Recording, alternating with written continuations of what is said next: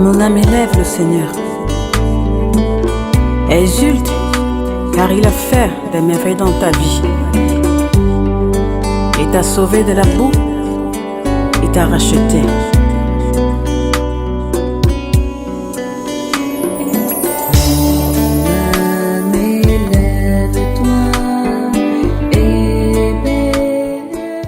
Chers amis, bonjour. 8h00 dans le studio de Christ Radio. Nous sommes ensemble dans notre émission du matin, la première, et puis nous continuons donc avec notre recherche de vérité et discernement. Alors, l'essentiel, je vous rappelle, c'est donner sa vie à Jésus-Christ. On est tous d'accord, il n'y a pas de souci. Mais après, en donnant sa vie à Jésus-Christ, donc on lui donne notre cœur, en se confiant à lui d'une manière radicale et totale. Matthieu 10, 34, il faut préférer Dieu à son père, à sa mère, à sa propre vie et tout ça. Et une fois qu'on a donné sa vie au Christ avec son cœur, il faut qu'on puisse réfléchir aussi à notre intelligence. Et notre intelligence qui nous a été donnée par Dieu est là aussi pour nous aider à savoir s'il y a une vérité quelque part. Et forcément, il y a une vérité. Jean 14, 6, je suis le chemin, la vérité et la vie. La vérité, c'est premièrement le Christ. Et ensuite, le Christ nous a laissé une vérité très importante. Dans sa prière de Jean chapitre 17, juste avant de mourir, il dit au verset 17, que je vais vous lire, « Sanctifie-les par la vérité. Ta parole est la vérité. Consacre-les dans la vérité. Ta parole est vérité. » Et c'est pour ça que maintenant, il faut aussi que non seulement on puisse aimer Jésus-Christ, ça c'est essentiel, il faut maintenant qu'on puisse savoir comment Dieu veut que nous puissions vivre notre vie sur terre, quels sont les moyens qu'il nous donne pour nous sanctifier. Et ça, c'est tout le problème de la vérité. Et le problème de la vérité, donc, en premier lieu, pour nous, c'est réfléchir justement sur la parole de Dieu. Qu'est-ce que c'est que la parole de Dieu ? Et le combat du Père Ave Marie, c'est montrer que la parole de Dieu se trouve premièrement dans l'Église et non pas premièrement dans la Bible. Au risque de me répéter, nous sommes dans ce thème-là depuis déjà 15 jours, je vais continuer, après on fera autre chose, mais c'est important. Parce qu'aujourd'hui, la plupart des chrétiens, même les catholiques, pensent que la parole de Dieu ne se trouve que dans la Bible. Or, ce n'est pas l'enseignement de l'Église catholique, ce n'est pas l'enseignement de Jésus-Christ. Alors, on a commencé à le voir déjà sérieusement, on a abordé le problème un petit peu sous tous ses angles, et je crois qu'un des moyens le plus simple pour comprendre la distinction qu'il y a entre Bible et parole de Dieu, c'est de revenir à l'origine de la Bible et à l'origine de la parole de Dieu. Et là, je vous invite tous à réfléchir, parce que quelle est l'origine de la parole de Dieu ? C'est très compliqué. Alors on sait que c'est Jésus, bien sûr. Mais est-ce que c'est juste ? Puisque déjà, dans le livre de la Genèse, Dieu dit que la lumière soit et la lumière fut. Il y avait la parole. Est-ce que la parole, là, c'est Jésus ? Quelle différence y a-t-il entre Jésus-Christ et sa parole ? Y a-t-il une différence entre le verbe et la parole ? D'où le problème qu'il y avait par rapport à la traduction de Jean 1.1, au commencement était le verbe, ou au commencement était la parole. Et si je traduis verbe ou parole, est-ce qu'il y a une incidence, une conséquence ? Et si oui, quelle conséquence ? Mais c'est important d'y réfléchir. La parole de Dieu est-elle éternelle ? Moi, je ne réponds pas, je ne sais pas. Je sais pas. Si la parole de Dieu, c'est Jésus, forcément, elle est éternelle. Mais la parole de Dieu, pour nous, c'est quoi ? C'est compliqué, cette histoire de parole de Dieu. La parole de Dieu, nous, quand on parle de la parole de Dieu, qu'est-ce qu'on parle ? Pour nous, la parole de Dieu, c'est ce que Jésus-Christ est venu nous enseigner sur la terre.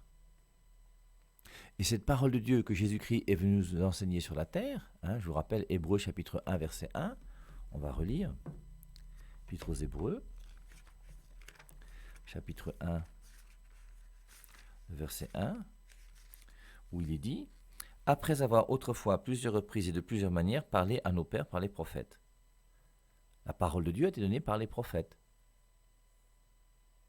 Il continue, après avoir autrefois à plusieurs reprises et de plusieurs manières parlé à nos pères par les prophètes, Dieu nous a parlé par le Fils en ces jours qui sont les derniers. La parole de Dieu existait déjà dans l'Ancien Testament, et la parole de Dieu existe aussi dans le Nouveau Testament. Et pour nous, la parole de Dieu, forcément, c'est la parole que Jésus-Christ nous donne. J'ai retrouvé un verset aussi intéressant tout à l'heure, c'est Jean chapitre 2, le verset 22. Jean chapitre 2, c'est les noces de Cana. Après les noces de Cana, c'est les gens qui sont chassés du temple, hein, les vendeurs qui sont chassés du temple. Et dans Jean chapitre 2, verset 22, il est dit « Quand il fut ressuscité d'entre les morts, ses disciples se souvinrent qu'il avait dit cela et crurent à l'écriture et à la parole que Jésus avait dite. » C'est quand même intéressant pour nos discussions, nous, différence Bible, parole de Dieu. Et on voit dans ce verset que dans Jean chapitre 2, verset 22, on montre bien qu'il y a d'un côté, ils crurent à l'écriture et à la parole que Jésus avait dite. La parole que Jésus avait dite n'est pas l'écriture. Et on avait expliqué ça comment ? C'est parce que dans le Nouveau Testament, le mot écriture, à chaque fois qu'il apparaît, ne désigne jamais le Nouveau Testament ou la Bible comme nous l'appelons aujourd'hui. Elle désigne la Bible qu'on appelle la Septante, qui sont les 46 livres de l'Ancien Testament. Je reprends le passage, hein. Si vous voulez, on va reprendre à partir de... La Pâque des Juifs était proche et Jésus monta à Jérusalem. Il trouva établis dans le temple les vendeurs de bœufs, de brebis et de pigeons et les changeurs. Il fit un fouet de cordes et les chassa tous hors du temple, ainsi que les brebis et les bœufs. Il dispersa la monnaie des changeurs, renversa les tables et dit aux vendeurs de pigeons, « Ôtez cela d'ici, ne faites pas de la maison de mon Père une maison de trafic. » Ses disciples se souvinrent qu'il est écrit, « Le zèle de ta maison me dévore. » Les Juifs prirent la parole et lui dirent, « Quel miracle nous montres-tu pour agir de la sorte ?» Jésus leur répondit, « Détruisez ce temple et en 3 jours je le relèverai. » Les Juifs dirent, « Il a fallu 46 ans pour bâtir ce temple, et toi, en 3 jours, tu le relèveras ?» Mais il parlait du temple de son corps.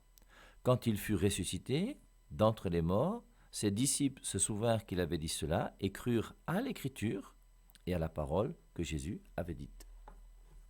Donc c'est quand même très intéressant comme passage. Et on voit bien qu'il y a les Écritures d'un côté et la parole de Jésus-Christ de l'autre. C'est la même distinction qu'on retrouve dans Romains au chapitre 1, le verset 1, où on voit que saint Paul utilise le mot « saintes Écritures » pour désigner l'Ancien Testament. Paul, serviteur du Christ Jésus, appelé à être apôtre, mis à part pour l'Évangile. Il est apôtre, mis à part pour l'Évangile. Alors, Romains 1.1. Paul, serviteur du Christ Jésus, appelé à être apôtre, mis à part pour l'Évangile de Dieu. Cet Évangile, Dieu l'avait promis auparavant par ses prophètes dans les Saintes Écritures.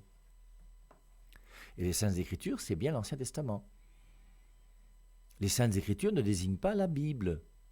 Mais c'est important pour éviter toutes les confusions possibles et inimaginables qu'on fait ensuite et les confusions qu'on fait. Donc on voit bien que les Saintes Écritures, ça concerne les 46 livres de l'Ancien Testament qu'on appelle la Bible de la Septante. Alors la Septante, pour ceux qui ne savent pas trop ce que c'est dans l'Ancien Testament, lorsque Dieu a commencé à parler au peuple d'Israël, on a donc 39 livres qui sont apparus, qui racontent l'histoire du peuple d'Israël en hébreu. Et ensuite, donc, à partir de l'an 300, lorsque Alexandre le Grand a conquis ce territoire, j'ai envie de dire, israélien, eh bien, il a voulu qu'il y ait la traduction de ces 39 livres en hébreu, puisqu'il était grec, en grec. Et on a traduit donc ces 39 livres hébreux en grec. Ces 39 livres hébreux, on appelle ça les livres proto-canoniques. Ce sont des noms bizarres, mais c'est bon de les connaître. Donc, les livres proto-canoniques, c'est 39 livres de l'Ancien Testament qui ont des originaux hébreux et qui ont été traduits en grec, la traduction qu'on appelle la Septante. Maintenant, à partir de l'an 300 avant Jésus-Christ, jusqu'à la venue de Jésus-Christ, Dieu a continué à parler à son peuple. Et Dieu ne parlait plus en hébreu, mais Dieu parlait en grec. Et c'est pour ça qu'il y a 7 livres qui vont apparaître en grec entre la période de l'an moins 300 avant Jésus-Christ jusqu'à Jésus-Christ. Et c'est 7 livres qui apparaissent uniquement en grec qu'on va ajouter aux 39 livres de la Septante, ce qui va donner 46 livres. On les appelle deutéro-canoniques. Et l'Ancien Testament, c'est l'ensemble des livres proto-canoniques, donc qui ont un original hébreu, et deutéro-canoniques qui ont été écrits uniquement en grec. Et donc, les 46 livres là, qui ont été traduits en grec, on appelle ça la Bible de la Septante. Et c'est cette Bible-là dont on parle à chaque fois dans le Nouveau Testament lorsqu'on parle des Écritures. Je vous rappelle que le Nouveau Testament a été reconnu par l'Église comme ayant 27 livres aux environs de l'an 400. Donc, tout ça sont des précisions qui sont bonnes à faire parce que moi, je me souviens que la première fois qu'on m'avait cité Acte 17:11 pour dire que les chrétiens de Bérée vérifiaient dans les Écritures si ce que Paul disait était exact, ben, les Écritures, on a l'impression que c'est l'Ancien plus le Nouveau Testament. Eh bien non. Dans le contexte de l'époque, c'est uniquement l'Ancien Testament. Donc, je crois qu'on avait vu ça déjà et que c'est clair. Et tout ça, c'est important pour bien faire des distinctions et bien comprendre les Saintes Écritures et pas dire des bêtises. Alors, avec vous aujourd'hui, je pourrais continuer encore, puisque c'est même la lecture de ce matin qu'on a fait comme première lecture, on a commencé à lire l'Épître aux Galates, et l'Épître aux Galates, pour ça aussi, est très intéressante. Et dans l'Épître aux Galates, alors il y a un verset que je vais d'abord vous citer, mais sur lequel on reviendra peut-être plus tard, mais sur lequel il faut réfléchir, et vous essayez de me dire comment est-ce que vous comprenez ce verset. C'est Galates chapitre 1, verset 8. « Mais si nous-mêmes, ou si un ange du ciel, vous annoncez un évangile différent de celui que nous vous avons annoncé, qu'il soit anathème, qu'il soit maudit. Nous l'avons dit précédemment et je le répète maintenant, si quelqu'un vous annonce un évangile différent de celui que vous avez reçu, qu'il soit anathème. » Galates chapitre 1, versets 8 et 9. Que veut dire ce passage? Et surtout, comment le comprendre? Celui qui parle, c'est Paul. Et Paul dit que si nous-mêmes, donc si moi, Paul, je viens à vous maintenant pour vous annoncer un évangile différent de celui que je vous ai annoncé quand je suis venu. Le problème de l'Épître aux Galates, c'est lequel? Lisons le verset 6. « Je m'étonne que vous vous détourniez si vite de celui qui vous a appelé par la grâce du Christ pour passer à un autre évangile. Non pas qu'il y en ait un autre, mais il y a des gens qui vous troublent et veulent pervertir l'évangile du Christ. » Donc à l'époque de Paul, Paul lui-même est parti chez les Galates.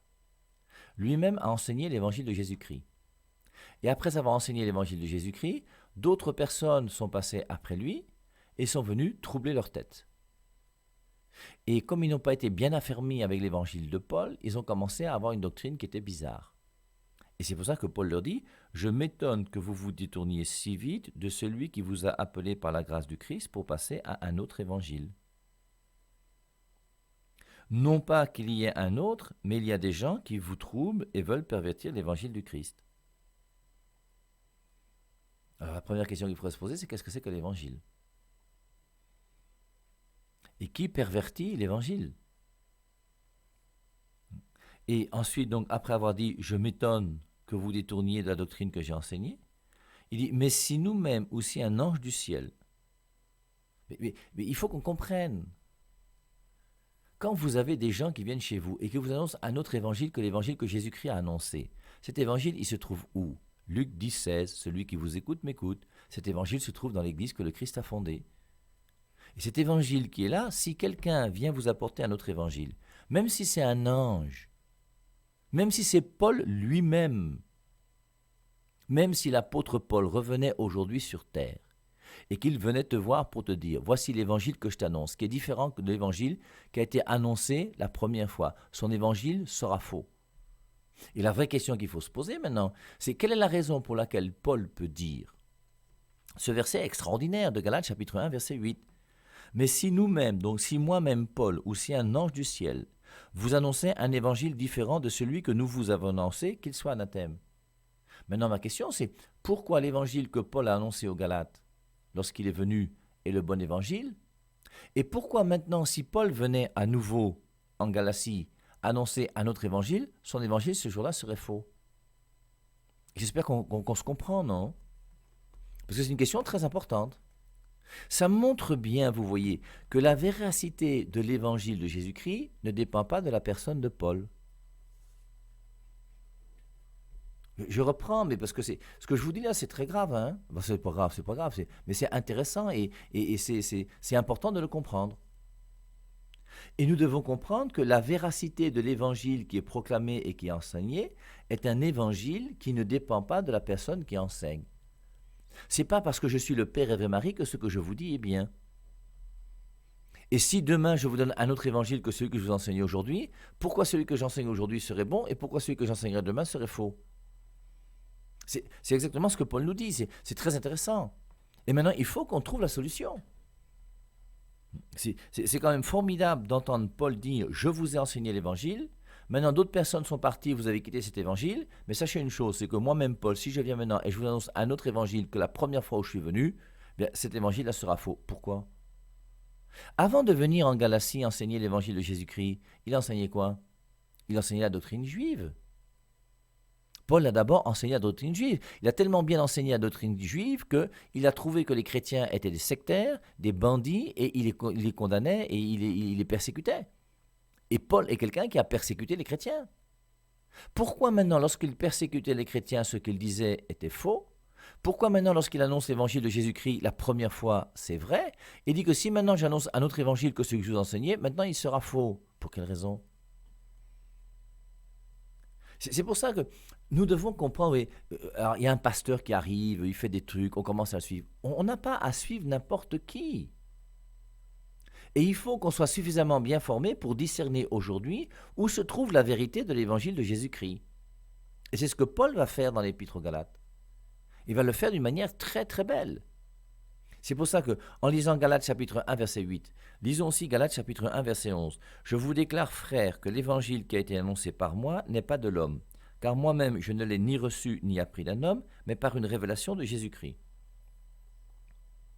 Saint Paul est quand même fort, mais il dit la vérité. Et ce qu'il dit, c'est « Je vous déclare, frères, que l'évangile qui a été annoncé par moi n'est pas de l'homme. » Ce n'est pas un homme qui m'a annoncé l'évangile de Jésus-Christ. C'est pas Pierre, c'est pas Jean, c'est pas les disciples, c'est pas les apôtres, non. C'est même pas Jésus-Christ lui-même. Enfin, en tant qu'il était sur terre, puisqu'il n'a pas rencontré Jésus-Christ lorsqu'il était sur terre. Je vous déclare, frères, que l'évangile qui a été annoncé par moi n'est pas de l'homme, car moi-même je ne l'ai ni reçu ni appris d'un homme, mais par une révélation de Jésus-Christ. Alors il y a des gens qui se posent la question à savoir, est-ce que Jésus-Christ est apparu après sa résurrection? Oui, la preuve est apparue à Paul. Alors, est-ce que ça correspond à sa conversion sur la route de Damas? Est-ce qu'il a eu une autre vision après où Jésus-Christ l'a enseigné? Je n'en sais rien, mais ce que je sais, c'est que Paul a reçu sa révélation directement de Jésus-Christ. Et maintenant, qu'est-ce qu'il fait? Galates chapitre 2, verset 2. Je montais à Jérusalem par suite d'une révélation. Je leur exposais l'évangile que je prêche parmi les païens. Je l'exposais en privé aux plus considérés. Il s'agit de Pierre, le chef de l'Église, de Jacques, l'évêque de Jérusalem, donc le responsable de la ville de Jérusalem, et de Jean, le disciple bien-aimé. C'est quand même 3 pointures, hein, c'est pas des petits. Je leur exposais l'évangile que je prêche parmi les païens, je l'exposais en privé aux plus considérés, de peur de courir ou d'avoir couru en vain. Comment Paul peut dire maintenant, après avoir reçu son évangile directement de Jésus-Christ, maintenant il a peur de courir en vain? Il a peur de partir à droite et à gauche, de faire ces voyages apostoliques dans lesquels il annonce la bonne nouvelle de Jésus-Christ, et il a peur de faire cela en vain. Il a peur que la parole qu'il annonce n'est plus la vraie parole. Et pourquoi ça? Puisqu'il a reçu son évangile directement de Jésus-Christ. Parce que ce qu'il a reçu de Jésus-Christ, il en est convaincu que ça vient de Dieu. Et ça, c'est indiscutable, et personne ne peut enlever ça de sa tête. Mais il ne va pas enseigner uniquement l'enseignement que Jésus-Christ lui a donné. Je vais prendre un exemple. Moi-même, Père Ave Marie, je suis né, j'ai grandi, j'ai vécu comme j'ai vécu, je suis devenu frère de Saint-Jean, j'ai été formé à la congrégation Saint-Jean, j'ai reçu ma formation, je suis venu premièrement à Berthois en 1987 et j'ai commencé à donner des cours de catéchèse. Et pendant les cours de catéchèse que j'ai donnés, j'ai donné des enseignements que je connaissais, qui est la Trinité, le Père, le Fils et l'Esprit Saint. J'ai commencé à donner des enseignements qui... Voilà. Et après, pendant mes cours de catéchèse, il y a des élèves qui posaient des questions. Et quelquefois, les élèves posaient des questions, et les questions, je n'étais pas capable de répondre. Parce que même si j'ai fait plusieurs années de philosophie et de théologie, je n'ai pas la connaissance du monde entier, moi. Et il y a des élèves qui me posaient des questions. Je ne savais pas à l'époque qu'il y avait une Bible de 73 livres et une Biblette de 66 livres. Et donc, les élèves m'ont posé des questions et quelquefois, je ne savais pas ce qu'il fallait répondre. Et c'est pour ça donc que je continuais à me former. Et c'est exactement ce que Paul dit, hein, puisque quand on reprend la première épître aux Corinthiens, première épître aux Corinthiens chapitre 7, alors je vous rappelle, c'est un chapitre qu'il faut connaître, hein, sur le mariage et sur la consécration à Dieu. Et dans 1 Corinthiens chapitre 7, il dit au verset 10, « À ceux qui sont mariés, j'ordonne, non pas moi, mais le Seigneur. » Et dans la lettre qu'il écrit aux Corinthiens, il dit, j'ordonne, là c'est pas moi, c'est le Seigneur. Puisque le Seigneur, Galates 1,11, lui a révélé lui-même la doctrine et l'enseignement qu'il doit enseigner. Je n'ai pas reçu ma révélation des hommes, mais directement du Christ. Et quand il s'agit de ce que le Christ a dit, il parle avec autorité. J'ordonne non pas moi, mais le Seigneur. Que la femme ne se sépare pas de son mari, etc., etc. Maintenant, 2 versets plus loin, dans 1 Corinthiens chapitre 7, je suis au verset 12. Aux autres, ce n'est pas le Seigneur, c'est moi qui dis. Et il y a des moments où quand il parle au nom de Jésus-Christ, et là il sait que ce qu'il dit est vrai. Mais il y a des moments où il parle parce qu'il pense lui aussi avoir l'Esprit Saint, comme il le dit, il pense essayer de dire des choses qui sont mais au bout d'un moment, il ne sait pas si c'est réellement ce que Jésus-Christ veut qu'il enseigne. Et c'est pour ça que dans 1 Corinthiens chapitre 7, verset 12, il dit « Aux autres, ce n'est pas le Seigneur, c'est moi qui dis. Si un frère a une femme non croyante et qu'elle consente à habiter avec lui, qu'il ne la répudie pas, et si une femme a un mari non croyant, etc., etc. » Et donc, on voit comment Paul, par rapport à ce qu'il a reçu de Jésus-Christ, il est clair, mais après lui aussi, il y a des choses à ajouter là, et il ne sait pas si ce qu'il ajoute est juste ou pas juste. Je vous rappelle la fin de 1 Corinthiens chapitre 7. Une femme est liée aussi longtemps que son mari est vivant. Je vous rappelle que le mariage, donc le sacrement du mariage, c'est pour le meilleur et pour le pire, jusqu'à la mort. Le jour où ton mari meurt ou le jour où ta femme meurt, tu peux te marier à nouveau. Une femme est liée aussi longtemps que son mari est vivant, mais si le mari est décédé, elle est libre de se marier à qui elle veut, seulement que ce soit dans le Seigneur. Et maintenant, 1 Corinthiens chapitre 7, le dernier verset, le verset 40. Néanmoins, elle sera plus heureuse à mon avis. Il n'ordonne pas, il dit à mon avis. Néanmoins, elle sera plus heureuse à mon avis si elle demeure comme elle est. Or, moi aussi, je pense avoir l'Esprit de Dieu. Là, c'est son avis. Je vous rappelle dans 1 Corinthiens 7, 10, non pas moi, mais le Seigneur, j'ordonne. Au verset 12, c'est moi qui dis. Et là, il dit à mon avis. Et au bout d'un moment, donc, il circule, il prêche. Donc, et puis, il y a des vérités dont il est sûr, celles que Jésus-Christ lui a donné sa révélation, mais il y a d'autres tout autour où il se pose des questions. Et à cause de ça, il a peur d'annoncer des choses qui ne sont pas justes. Ayant peur d'annoncer des choses qui ne sont pas justes, il dit que, Galates 2, je leur exposais l'évangile que je prêche parmi les païens, je l'exposais en privé aux plus considérés, de peur de courir ou d'avoir couru en vain. Et on voit l'humilité de Paul qui comprend qu'il ne peut pas enseigner autre chose que ce qui est conforme à ce que l'Église veut. C'est pour ça que, de peur d'avoir couru en vain, il est allé voir les responsables de l'Église, les colonnes de l'Église. Et c'est pour ça que la raison pour laquelle l'enseignement qu'il a donné était vrai, c'est parce que c'est un enseignement qui est conforme à ce que l'Église dit. Tout enseignement qui est conforme à ce que l'Église enseigne est un bon enseignement. Martin Luther a bien enseigné tant qu'il était catholique. Et une fois qu'il a commencé à enseigner des choses fausses, on l'a mis dehors, parce que son enseignement n'était plus vrai, n'était plus conforme à la parole de Dieu. Et Paul, lui, a eu l'humilité d'obéir à l'Église. Martin Luther n'a pas eu l'humilité d'obéir à l'Église, et ça a donné tout ce qu'on voit aujourd'hui. Alors, revenons donc à cette épître de Galates, qui est très intéressante, au moins Galates 1 et 2. Alors, je commence par Galates chapitre 1, le verset 1. Moi, Paul, apôtre. C'est très joli, Les apôtres, je vous rappelle, normalement, il y en a 12. Quand on parle des apôtres, on sait que ce sont les 12. Et Jésus-Christ le dit d'une manière claire et nette, c'est dans Luc chapitre 6, verset 13. Puis quand vint le jour, il est là passé une nuit en prière, puis quand vint le jour, il appela ses disciples, et il en choisit 12 à qui il donna le nom d'apôtres. Et c'est Jésus-Christ qui va donner donc le nom des apôtres. On a la liste, Matthieu 10, 2, le premier, Simon appelé Pierre, le dernier c'est Judas, et donc les 12 apôtres qui ont été choisis par Jésus. Et lui, Paul, s'attribue ce titre d'apôtre. Alors, je ne sais pas comment ça s'est passé dans l'église à l'époque, moi j'étais pas là. Mais forcément, c'est quand même extraordinaire de la part de Paul. Paul, c'est quand même quelqu'un qui a une humilité qui est telle qu'il n'hésite pas à dire des choses qu'on pourrait prendre pour de l'orgueil. Moi, Paul, apôtre. Les apôtres, c'est ceux que Jésus-Christ a choisis, ils sont 12, c'est Pierre, c'est Jacques, c'est Jean, on les connaît. Toi, tu te dis que tu es apôtre. Et il s'attribue le titre d'apôtre. Alors il dit, moi, Paul, apôtre, et pour cela, personne ne m'a envoyé ou n'est intervenu. seulement Jésus-Christ et Dieu le Père qu'il a ressuscité d'entre les morts. Et il continue son épître aux Galates. Alors il commence. Alors forcément, oui, on a déjà compris un peu le contexte de l'épître aux Galates. C'est qu'il veut montrer à ces gens de Galatie, ces Galates, que je suis venu vous enseigner un évangile, vous êtes partis maintenant suivre un autre. Donc il faut maintenant que Paul puisse les redresser. Galates chapitre 3, aux Galates ensorcelés, qui vous a troublés. Et quelquefois il y aura des mots qui sont un petit peu cinglants. Donc moi, Paul, apôtre, et pour cela personne ne m'a envoyé ou n'est intervenu, seulement Jésus-Christ et Dieu le Père qui l'a ressuscité entre les morts.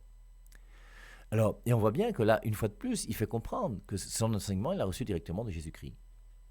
Personne ne m'a envoyé ou n'est intervenu, seulement Jésus.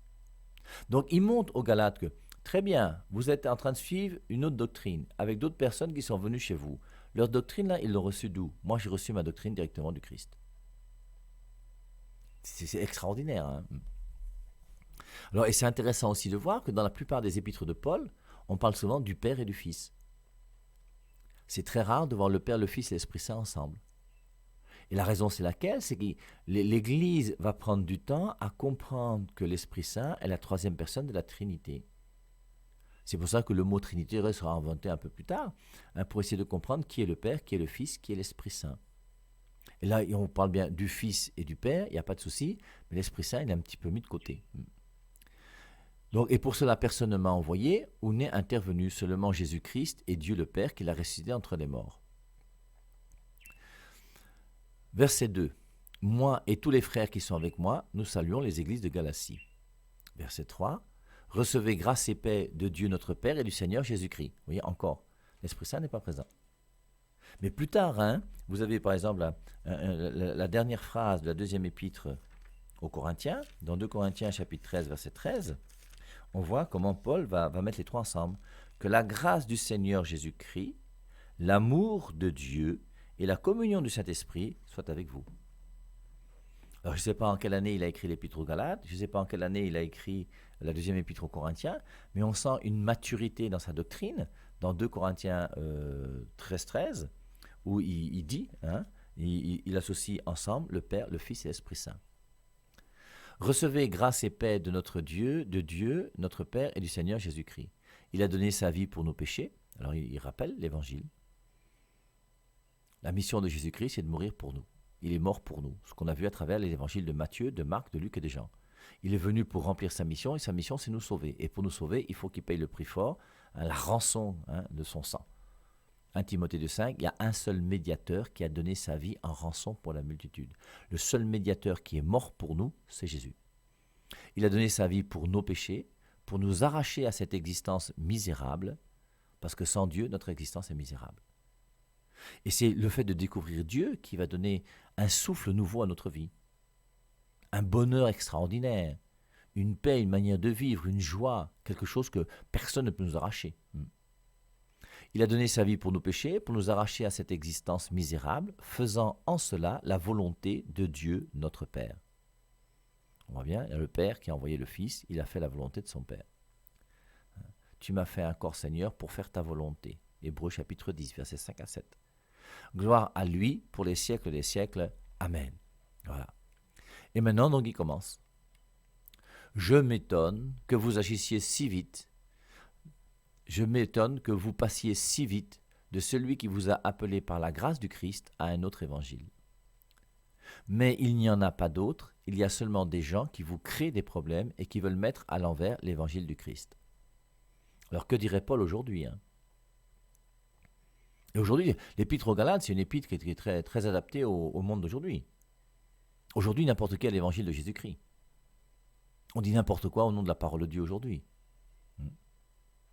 Et c'est pour ça, donc, c'est quand même intéressant, même dans le contexte qui est le nôtre, moi aussi, je m'étonne que vous passiez si vite de celui qui vous a appelé par la grâce du Christ à un autre évangile.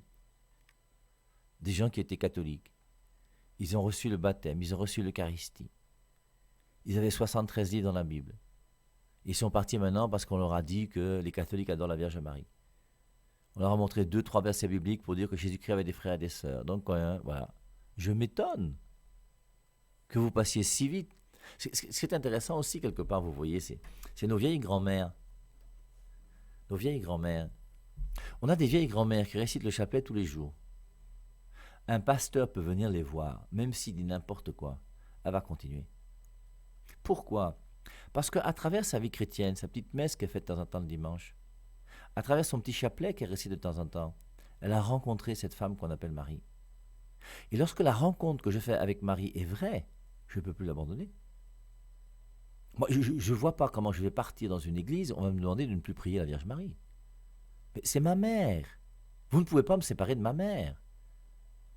Et ces saintes femmes-là, ces vieilles femmes, ces vieilles grand-mères du village là, qui récitent leur chapelet tous les jours, qui vont à la messe, alors peut-être qu'elles ne comprennent pas tout, le Seigneur soit avec vous, avec votre esprit, oui, peut-être, c'est possible, mais tu sens qu'elles sont pétries et habitées par quelque chose qu'elles vivent. Et quand elles entendent des nouveaux pasteurs qui passent de temps en temps, alors oui, peut-être qu'ils sont bien habillés, peut-être qu'ils chantent bien, peut-être qu'ils connaissent beaucoup la Bible, mais par rapport à ce qu'elle a vécu, ça ne veut rien dire. Et c'est pour ça qu'il y a un vécu pour nous. Hein. Et il faut que dans l'Église catholique aujourd'hui, nous puissions avoir ce vécu. Comment voulez-vous que moi, Père et Marie, je me retrouve dans une église où je ne pourrais plus avoir l'Eucharistie tous les jours? Ma force, c'est l'Eucharistie. Ma force, c'est de passer du temps dans ma chapelle seul avec mon Dieu et de prier tous les jours. Mettre les genoux à terre pour dire à Jésus-Christ, je t'aime. Et on a la chance d'avoir l'Eucharistie, la présence réelle du Christ dans l'Eucharistie. J'ai la chance, moi, comme prêtre, de célébrer la messe tous les jours pour recevoir le corps du Christ. Et vous voulez que maintenant j'aille me retrouver dans un endroit où... Mais si tu as vécu de l'Eucharistie une seule fois dans ta vie, et si une fois dans ta vie, en mangeant l'Eucharistie, tu as réellement compris que Jésus-Christ est là présent, et qu'il t'aime, et que c'est la relation amoureuse avec lui, mais qui peut te séparer de ça? Personne. Toutes les doctrines, allez-y, enseignez tous les versets bibliques que vous voulez. Citez la Bible dans tous les sens, même en hébreu et en grec et en latin. Traduisez-la même en égyptien si vous voulez. Moi, rien à faire. Je m'étonne que vous passiez si vite de celui qui vous appelait par la grâce du Christ à notre évangile. Mais il n'y en a pas d'autre, il y a seulement des gens qui vous créent des problèmes et qui veulent mettre à l'envers l'évangile du Christ. Amen.